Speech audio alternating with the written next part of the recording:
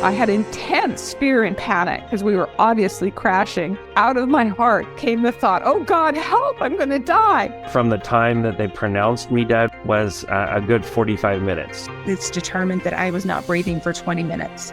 They cut my clothes and then they paddled my heart because my heart had stopped. And I could see people screaming and crying, but I didn't realise that was actually my physical body because I was somewhere else. About 4:20 in the afternoon, by 7:30 I was dead. Clinically dead, 4 minutes. And they were crying because I was dead. And I was trying to tell them, no, I'm not dead. I'm just fine. I'm okay. I was greeted by people I had known in the past. I started to feel like I was surrounded by all this warm, loving, beautiful, soothing, loving energy. I'm back with God again. I just felt this almighty release, like, wow, I'm back. I'm back home again. Incredibly safe and felt at home. I'd come back home. It was a very strong feeling that I'd come back home. The only thing that I could feel, if you can imagine, absolute love and peace. There wasn't anything else to be felt. And light is literally emitting from him. And I could feel that tremendous amount of love was coming through him as well. They were brighter than everybody else, and I just knew who they were.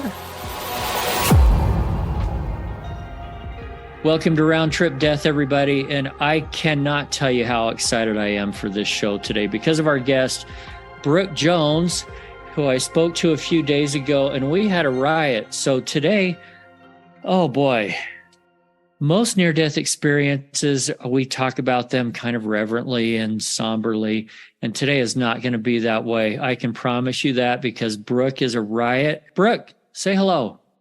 Hello. Hello, everybody. Nice to be here. Thanks for inviting me, Eric. I really appreciate it.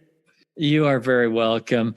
I'm not sure how to introduce you because you don't have one of those boring bios. So I'm going to throw out a few things and you tell me if these are accurate or not, okay? Okay. First of all, you're an author and a writer for all kinds of things. What have you written besides books?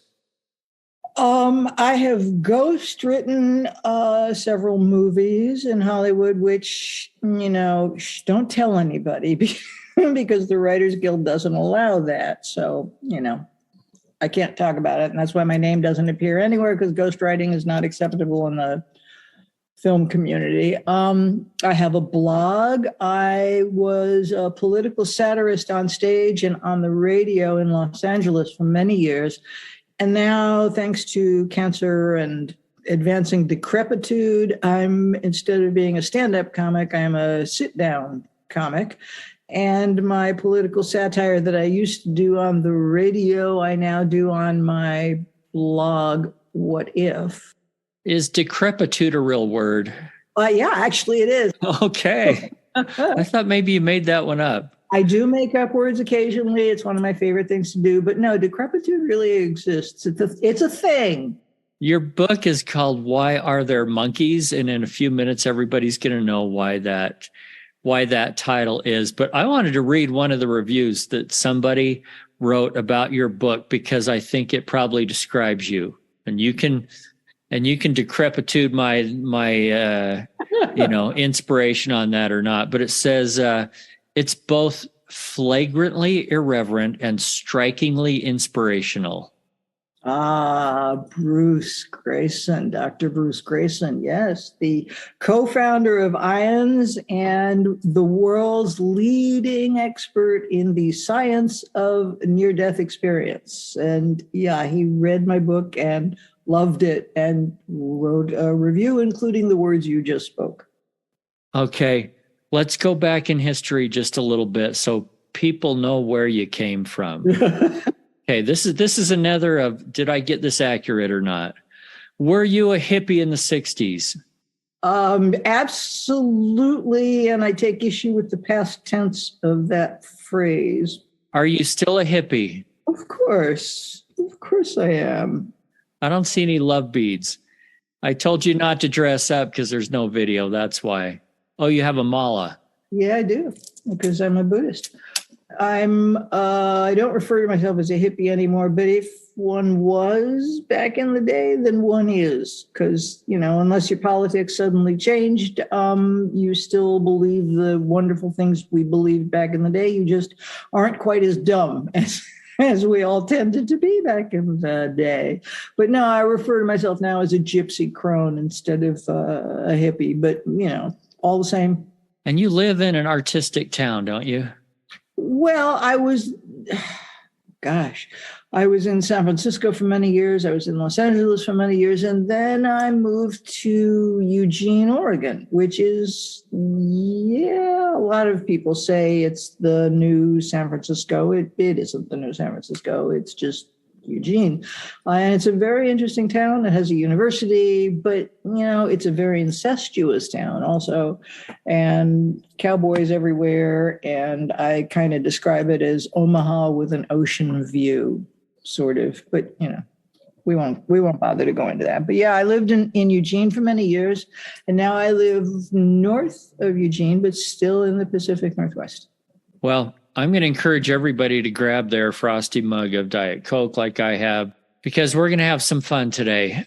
There are not many people that during their near-death experience have an opportunity to sit down and ask God all kinds of questions. And I don't know if they don't have the opportunity or if they don't have the guts or the gumption or just what it is, but Brooke couldn't help herself.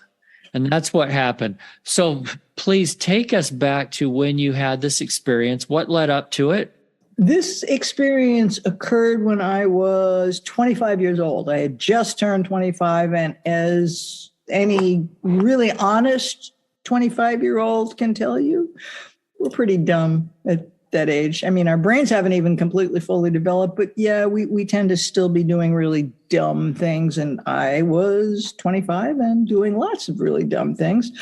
And I had a party. It was, as I said, just after my birthday. A couple of friends came over and they brought some party favors. And I, as many at that age do, believed that I was bulletproof. And, so I said, oh, yeah, let's do this. And I did some drugs nobody in their right mind should do. And I overdosed. And you died. And I died. For 8 minutes. I was legally dead for 8 minutes. Okay. Walk us through it. I want the details. What happened? Okay. I have, being a child of the 60s as I am, I had seen overdoses. I knew what they looked like, and I knew I was having one. And even though at that point in my life I was what I refer to as a closet agnostic, it wasn't that I didn't believe in God. It was just that I had never seen any evidence of it. So, one way or the other, I was pretty indifferent.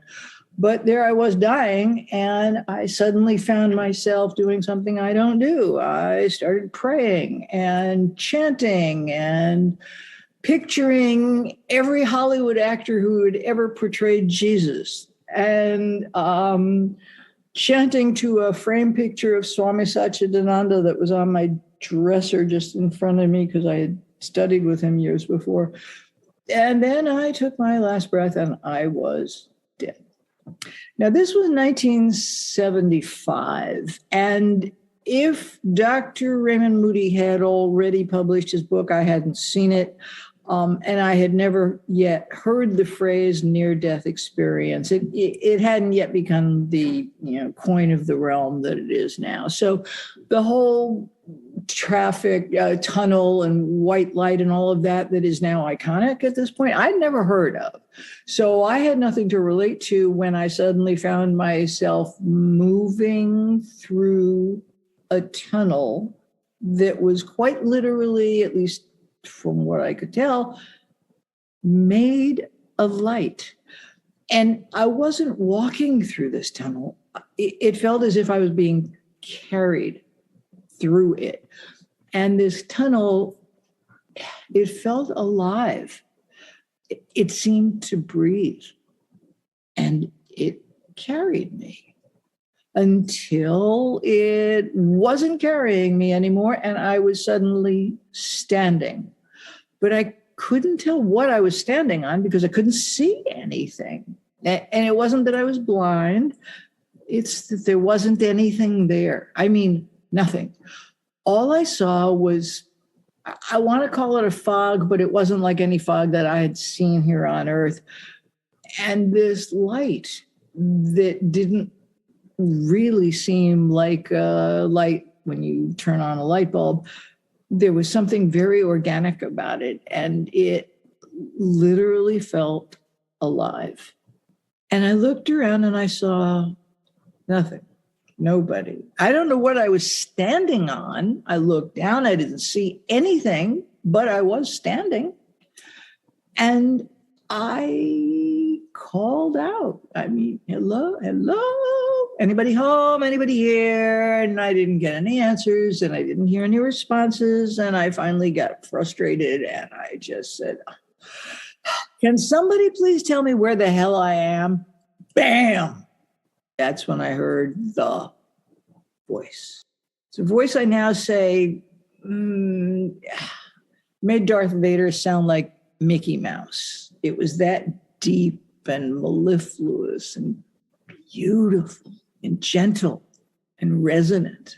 And it said, watch your language. Remember where you are. But you didn't know where you were. Bingo, which is what I said. I would gladly remember where I was, but to do that, I'd have to first find out where I was. So I repeat, where am I? And get an answer. And then a voice said, you're at my front door.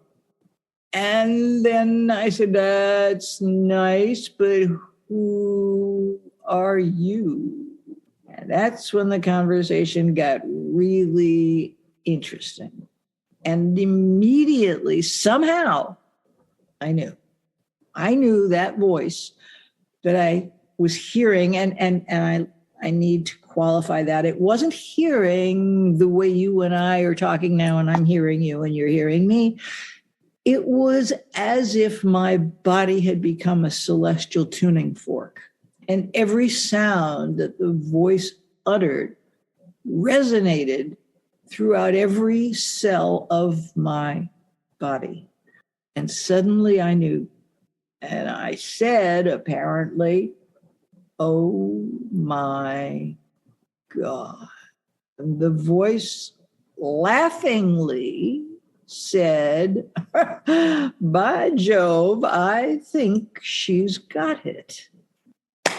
Boom. And we're off and running. And I was standing at God's front door talking to God.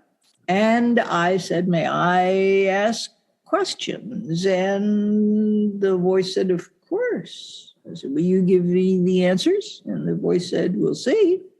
Which made me a little crazy because that was my mother's favorite expression in life. And whenever she said, we'll see, it always meant no. Well, I figured I'll just do this one step at a time. Are you seeing anything at this point or just hearing?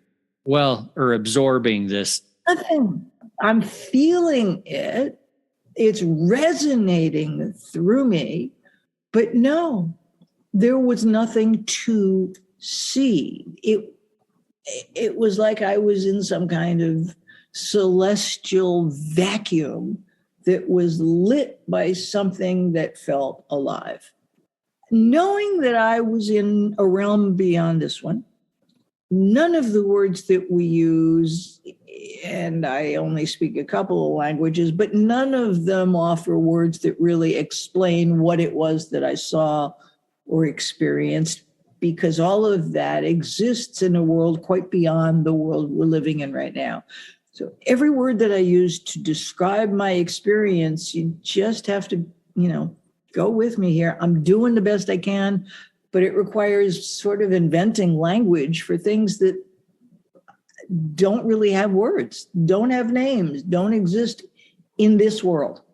So, okay, there I was in the other realm, the other world, the other side of the veil, whatever words you want to use, that's where I was. And one of the earliest questions I asked was what to call this being. And I did that only after I finally was able to say, are you male or female? And God laughed. And I'll get to laughter in a second. But the response I got when I said, are you male or female, was, why does everybody ask me that? Uh-oh, God just asked me a question. Oh, now I'm really in trouble. There's just no way.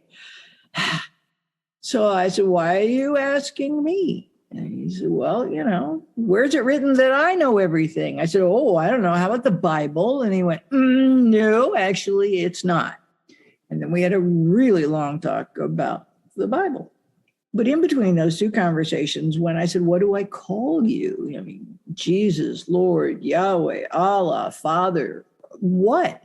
And he said, I've been called all of those and many more.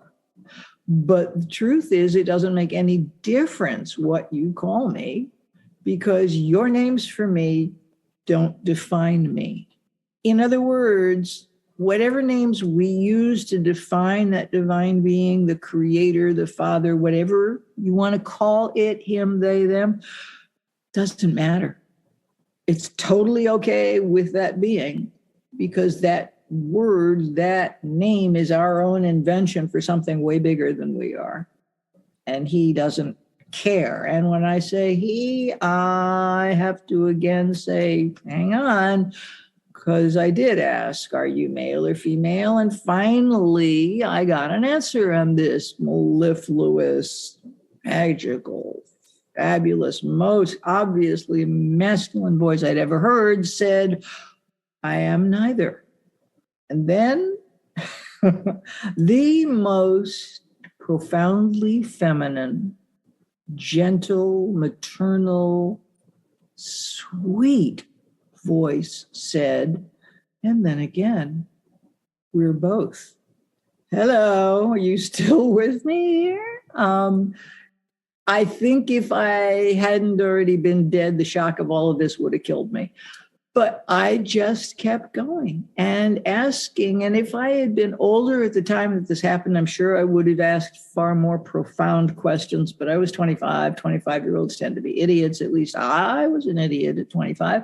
So all I could do was ask the best questions that occurred to me at that time in that place. And that's what I did.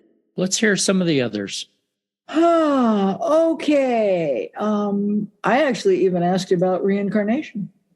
And I said, does it happen? Is it real? I mean, Shirley MacLaine has been saying since forever that she's, been here a few times in a few different lives. And by the way, as a matter of fact, I sent Shirley a copy of the book. I haven't heard from her yet, but that's okay. And so I was asking, do we become something else? Do we have another life after that life? And is Shirley MacLaine right when she says that she has been reincarnated?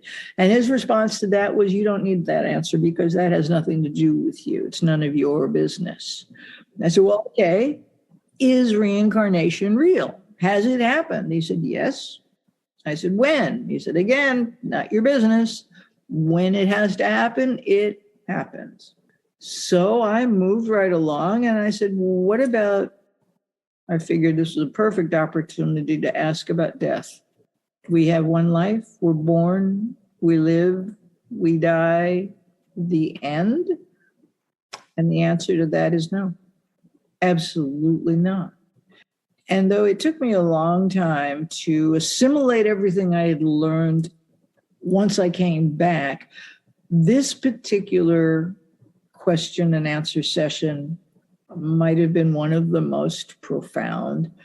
And as I thought about it after the fact, made perfect sense to me and still does. And I'm surprised that it doesn't to everybody. It was explained to me this way. We spend 9 months, give or take, in a water environment in our mother's womb before we're born. We're not even breathing air. What happens when mom goes into labor and we are forced down that birth canal and out? Do we die? Well, yeah, sort of, because the life in that environment ended. So we have died to that life, those 9 months, that incubation period. We were alive, and then we were born into another life. In any way you look at it, the life we have once we're born is different from the life just prior to being born. I mean, we're breathing air. We eventually can talk and feed ourselves, and all things you can't do in 9 months when you're connected to a placenta and you're not breathing. We live our lives. We do what we do.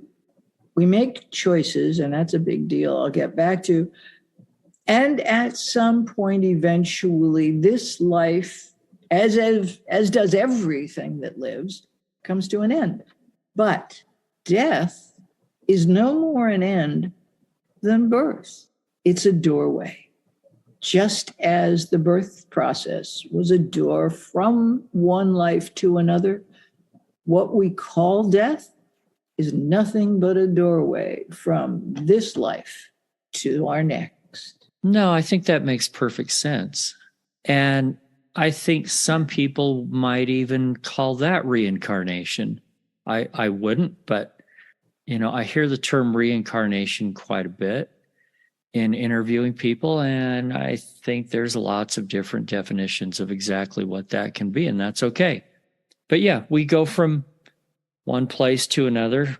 The doorway makes sense. Then what's next? Did he tell you anything about that after the doorway through death? Let's talk about karma for a second, because that came up also. Okay. What is karma? And there are millions of people who live their lives by it, and there are millions of people who think it's a bunch of, horsepucky. The funny thing is, karma is no more than Newtonian laws of physics. There's nothing airy-fairy about karma. Karma says what you put out, you get back. Well, hello? The basic underlying laws of physics say what goes around comes around. Yeah, equal and opposite reaction. Yes, nothing happens by itself. And quantum physics says the same thing. Absolutely. And that's all karma is. Energy we put out there, and we put energy out with our thoughts.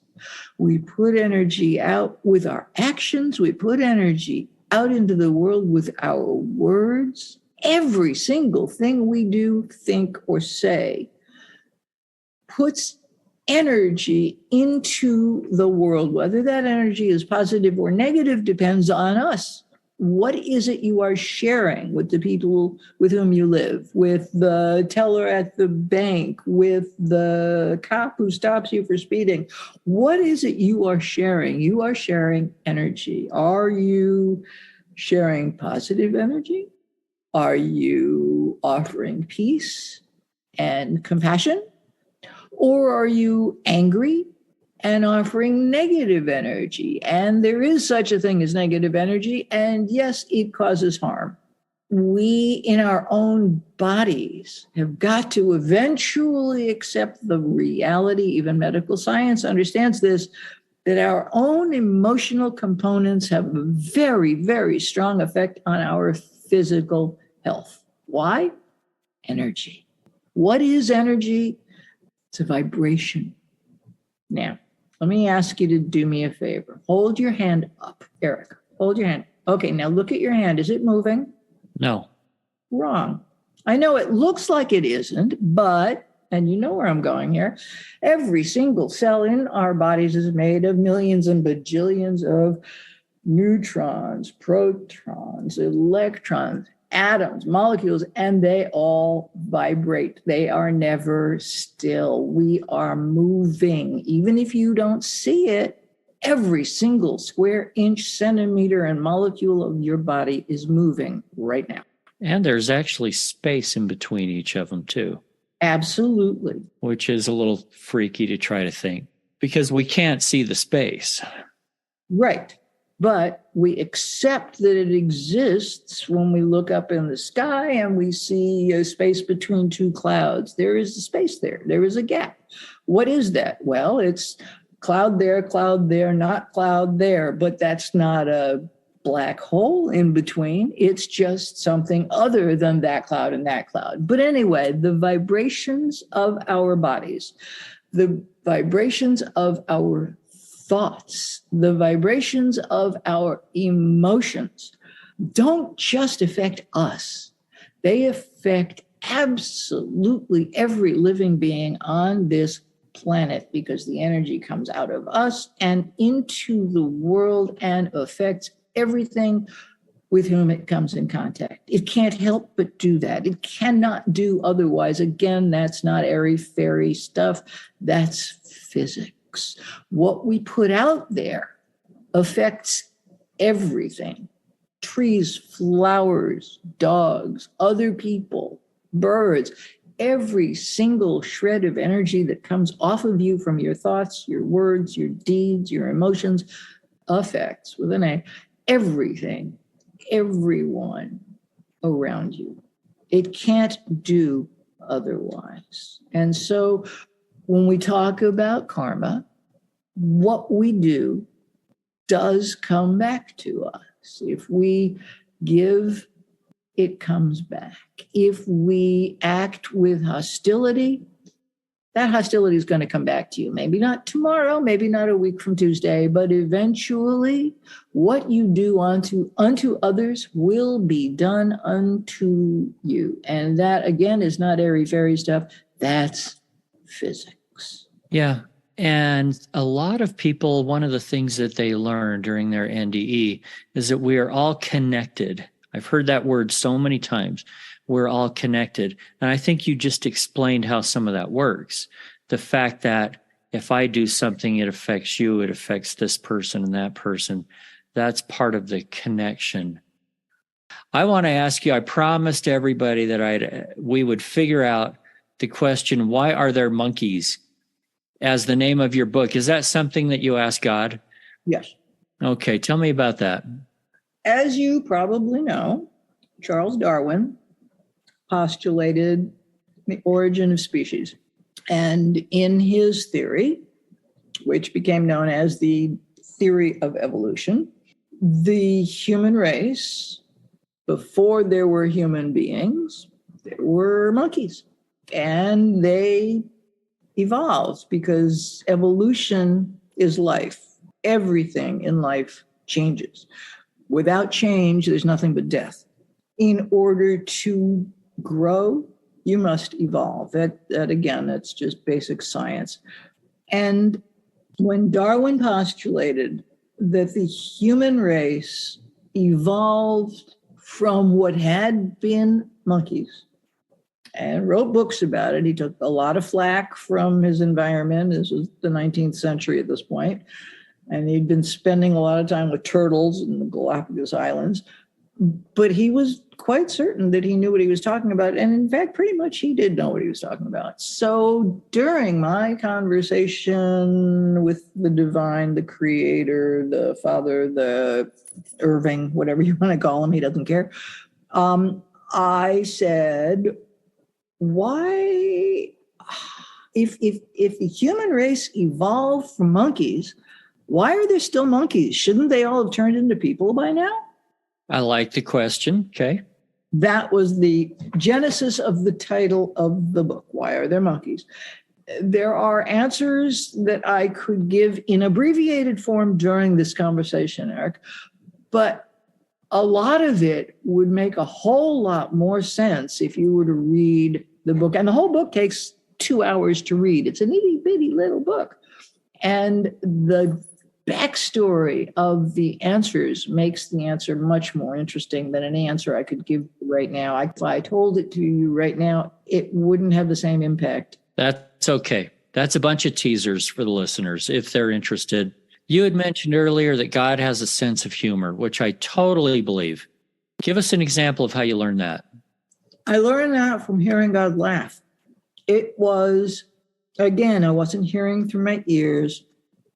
All of me had become a virtual tuning fork.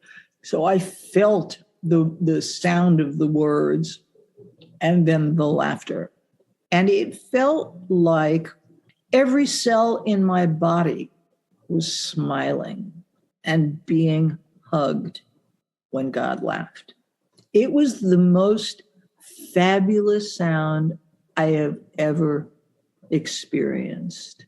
But as with everything else, there's balance. I also heard God cry. And that's an experience I hope to never repeat, because I've experienced a lot of pain in my life, physical pain and emotional pain. Experiencing God cry was horrifying in a way that I don't have words to describe. But when we got to the point in the conversation when I was asking, why is there so much evil in this world? If you are a good and loving and kind creator and you love your children, why is there so much bad? That's, as I said to him at the time, that's one of the things that people say gives them a really hard time believing that you exist. Because they say, if there really was a loving, compassionate God, there would not be children being blown away by, weapons of war Yeah, the Holocaust would have never happened. There wouldn't be children starving in Africa. Exactly, or in Appalachia or anywhere else.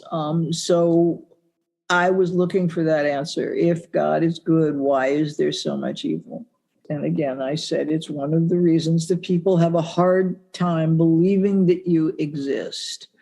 And the first thing that I heard after that was, God, people have a hard time believing I exist because bad things happen.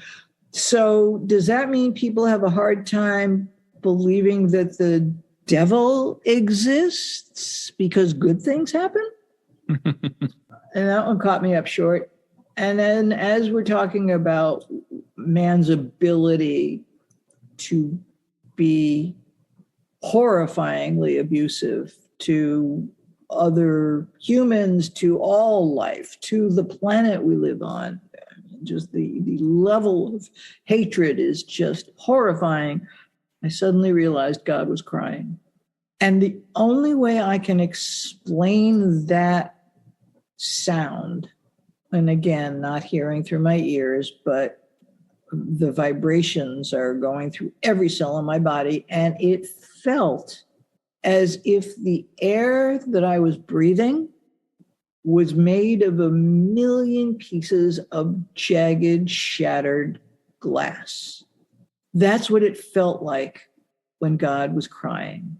His tears were like shattered pieces of glass that I was breathing. And I started to cry.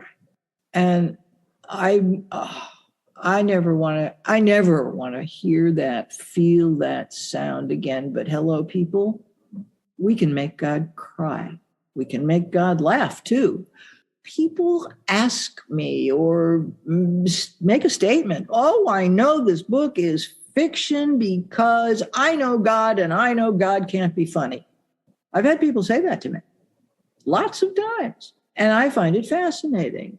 Come back with, oh, wait, do you believe God of your belief is everywhere, all knowing, all powerful? Well, yes, of course, that's God. I see. So the God you believe in can be anywhere and everywhere and can do anything, but can't be funny? Does that make sense to you? Well, no, God is serious. God doesn't laugh. Well, if Robin Williams or Mr. Rogers could portray a father figure that was warm and loving and tender and gentle, don't you think God could do that too?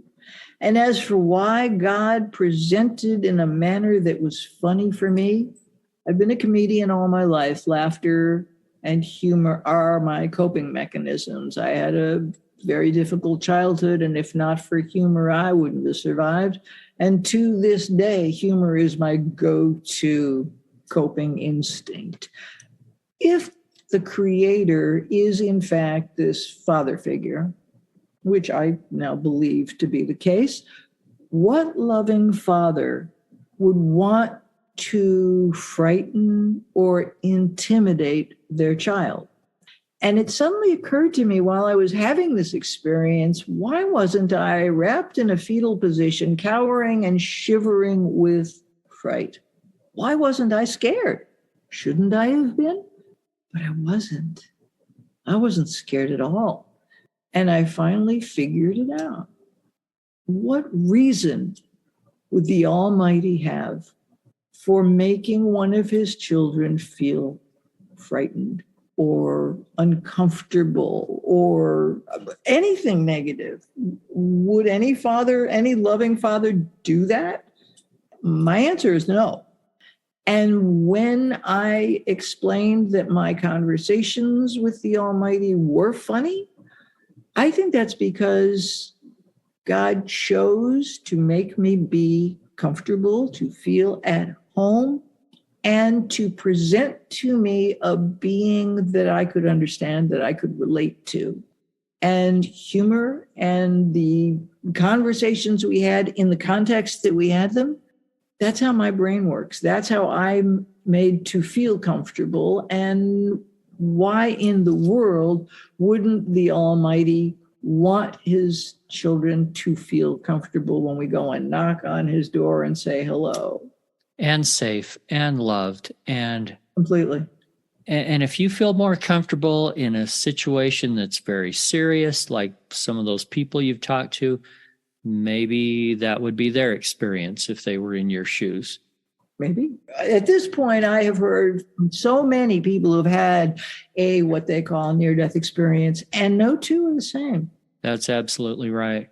So was there a culmination to all this before you came back? What do you mean by that? What kind of culmination are you looking for here? Oh, you know, when you see a fireworks show and there's like the biggest bang finale at the end, was did your conversation with God have one of those? And then it was like, oh, time to go back. Yep, there was. And I can explain all of this. I was legally dead for 8 minutes. And I mean legally dead. I asked every question I could think of, and every question I asked and every answer I was given are in the book, Why Are There Monkeys? It's the word for word account of it. Every question, every answer. And the last question I asked, was it the reason that I was returned? I don't know. Maybe I'll know someday, but I don't know now. I do know that I suddenly had a feeling that there was only time for one more question. I don't know why. I just knew it. My gut was telling me I'm about to move to something else. I don't know what the something else is, but my time in this situation is about to come to an end. And he's asking, do you have one more question for me? And boom, therefore, this is going to be my last question. So I think I better make it good. So I thought and I thought and I thought about every question I had asked. And what hadn't I asked, because I was getting the feeling that I was being asked for something in particular, but I didn't know what that was. But I was being given time and room to come up with another question, and it felt to me like it was going to be important. So I wanted to make sure it was the right question. If this was going to be my last question, what should it be? And okay, I went through choice, and boy, that was a long conversation. Everything we do is about choice. We choose the arc of our lives, the path of our lives from this life to another.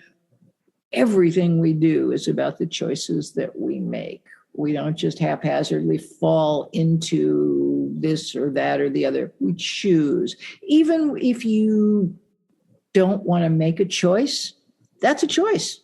So I'm thinking I better come up with a good question. I've asked a whole bunch of them, but I'm only going to be able to ask one more. So what's it going to be? And I thought, and all of a sudden I knew. And it was a question I had never thought of. It is a question that had never, ever crossed my mind.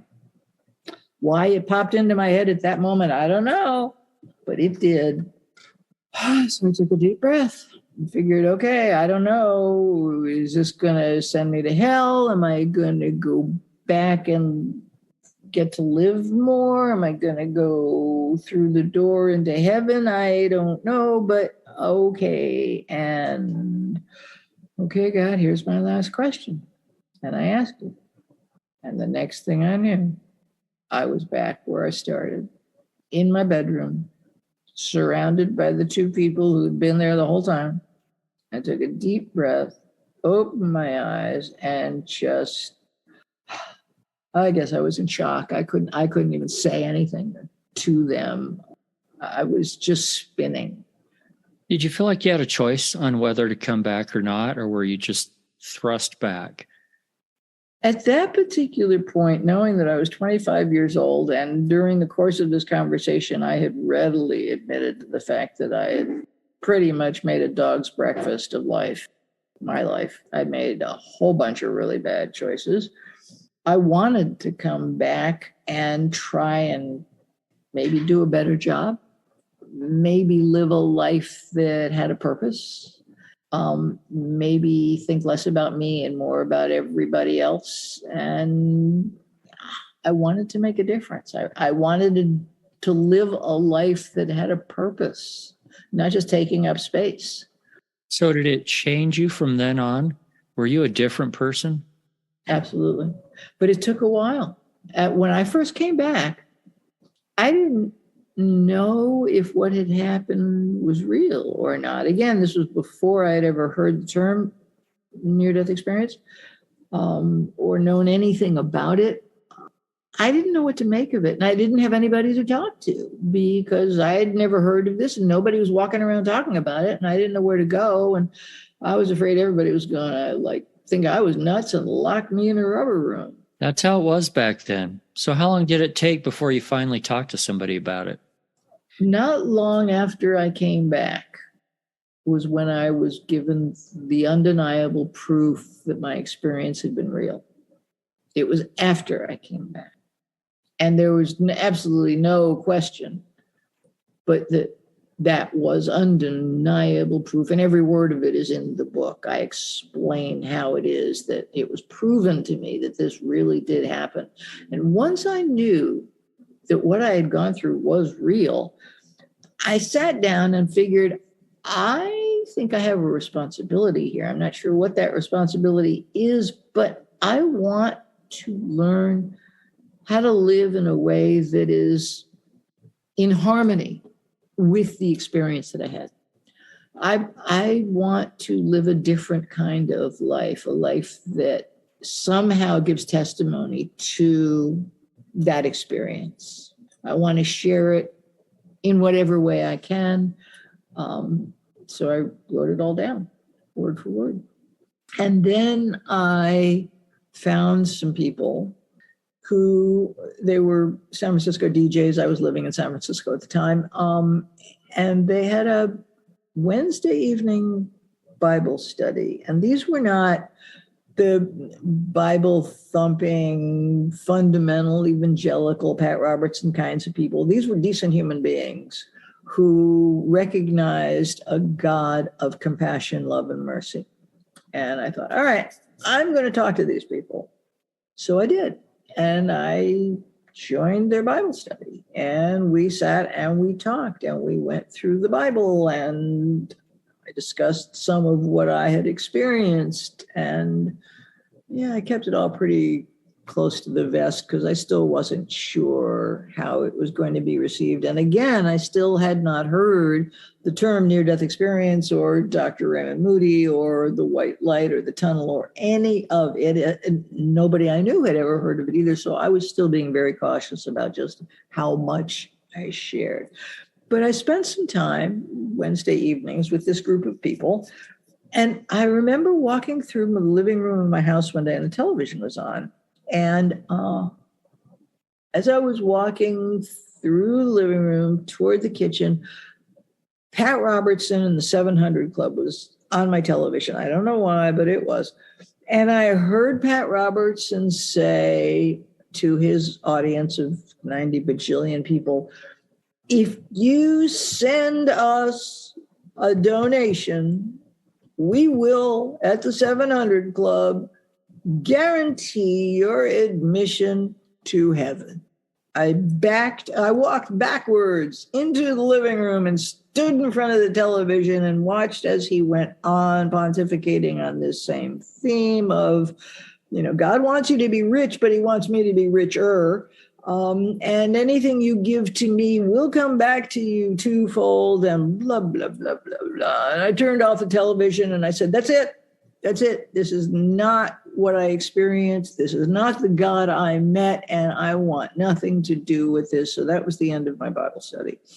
And I then started researching everything I could, and I started getting serious about my Buddhist practice, because people refer to Buddhism as a religion, but it isn't, in that it's not theist. It's not based on the worship of a deity. So I don't consider Buddhism a religion. I consider it a spiritual practice. And I am a practicing Buddhist, and I figure if I practice long enough, maybe I'll get good at it or better at it or something. But it took me several months to get to the point, first, where I knew what had happened had really happened, and then how to live a life that was in harmony with what I had experienced. During the course of my life, I have had experiences that there is no earthly reason why I survived. None. And there's an article on my blog called Death Be Not, in which I describe 3 of those instances. One of them in particular that I cannot describe to you because I suffer from really bad PTSD, and talking about this particular experience makes me physically ill. But when I had that other experience that I can't talk about right now, I got home and I immediately grabbed my computer and started typing. Closed my eyes. I type 100 words a minute. I closed my eyes and I typed every word of my divine experience, my near-death experience. And then I went through my notebooks, and I'm one of those people who I have no idea, 10,000 spiral notebooks in my house from years and years and years and years of writing and writing and writing. I found the notebook in which I had written 25 years earlier, the word for word account of my experience, which I wrote the day that I got the proof that it had really happened. I wrote it down in a notebook. I put it away. Now, 25 years later, after just surviving an ordeal that I don't understand how I survived, I felt an angel tapping me on the shoulder. I don't know. I felt this overwhelming need to write and revisit and write that experience again. So I typed it all out. And then I found the notebook that I had written it out in 25 years earlier, and I studied them, and they were identical word for word. So I had it published, and it has now been published, and people can read it. And as I said, I don't make any money from it. I give all of that money to the Breast Cancer Research Foundation, because one of the many things that I've survived that nobody can explain to me how I survived is I survived breast cancer, even though they didn't diagnose it until it had already spread. And so, for a whole bunch of reasons, I shouldn't be here, but here I still am. And I think one of the things I was supposed to do, I don't feel like I had a mission from God. I don't feel like I came back with a mission from God. I think that was, Jake and Elwood Blues, the Blues Brothers. They had a mission from God. I think I had a divine responsibility, maybe. Mm-hmm. And that responsibility was to share my experience. And we'll put a link in the show notes to your website and all of that. All right, before we wrap up, do you have one important message that you want to leave with everybody? People say the world's going to hell in a handbasket or whatever, and I can't do anything about it because I'm just one person.